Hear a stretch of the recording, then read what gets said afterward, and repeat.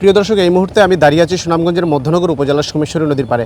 গত কয়েকদিনে টানা ভারী বর্ষণ এবং পাহাড়ি ঢলের কারণে সুনামগঞ্জের বিভিন্ন নদ নদীর পানি বৃদ্ধি পেয়েছে। কিন্তু আমরা যে বিষয়টি লক্ষ্য করেছি যে নদীর পানি বৃদ্ধি পেলেও কিন্তু এখনও হাওরে পানি প্রবেশ করেনি। এবং আবহাওয়া অধিদপ্তর এবং পানি উন্নয়ন বোর্ড যে বিষয়টি জানিয়েছিল যে সুনামগঞ্জের নিম্নাঞ্চল প্লাবিত হতে পারে এবং এই বন্যার পানিতে নিম্নাঞ্চল প্লাবিত হয়ে মানুষের দুর্ভোগের সৃষ্টি হতে পারে। কিন্তু আমরা গতকাল থেকে আমরা ভিন্ন রূপ দেখছি যে তারা যে আশঙ্কাটি প্রকাশ করেছিল, পানি উন্নয়ন বোর্ড এবং আবহাওয়া অধিদপ্তর যে আশঙ্কাটি প্রকাশ করেছিল তা সম্পূর্ণ ভিন্ন।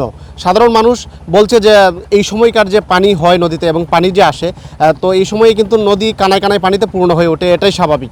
কিন্তু বন্যার আশঙ্কা যে পানি উন্নয়ন বোর্ড এবং আবহাওয়া অধিদপ্তর করেছিল সেটা কিন্তু এখন আমরা লক্ষ্য করছি যে একেবারেই তাদের যে আশঙ্কা সেটা কিন্তু সাধারণ মানুষ আতঙ্কিত হয়ে গিয়েছিল। এবং আতঙ্কিত হওয়ার কারণে কিন্তু অনেকেই তড়িঘড়ি করে কিন্তু তার যে জমির যে কাঁচা পাকা ধান, সেই ধান কিন্তু তারা কেটেছিল এবং এর ফলে কিন্তু অনেকের মনে কিন্তু আতঙ্কের সৃষ্টি হয়েছিল। তবে সাধারণ মানুষ কিন্তু আমরা তাদের সাথে কথা বলেছিলাম, তারা যে ভিন্ন কথা বলছে যে এই মুহূর্তে নদীতে যে পানি আছে সেটা স্বাভাবিক থাকবেই, কিন্তু এখনও কিন্তু সুনামগঞ্জের অনেক হাওরে কিন্তু পানি প্রবেশ করেনি। এবং হাওরে পানি প্রবেশ না করার কারণে যে বিষয়টি দেখা যাচ্ছে যে নদ নদীতে কিন্তু পানি কানায় কানায় পূর্ণ হয়ে আছে। এবং হাওরের যখন বাঁধগুলো কেটে দেওয়া হবে এবং হাওরের স্লুইস গেট যেগুলো আছে এবং সেগুলো যখন খুলে দেওয়া হবে তখন কিন্তু নদীর পানি একেবারে কমে যাবে এবং তখন কিন্তু বন্যার আশঙ্কা আর থাকবে না।